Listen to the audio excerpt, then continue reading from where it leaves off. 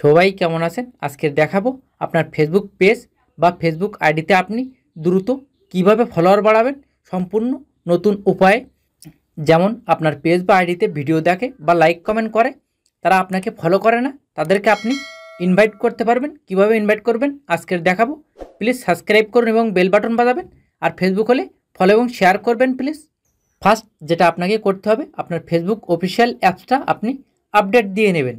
তারপর আপনি Facebook official অ্যাপসে আসবেন। অ্যাপসে আসার পরে এখানে প্রোফাইল পিকচারে ক্লিক করবেন।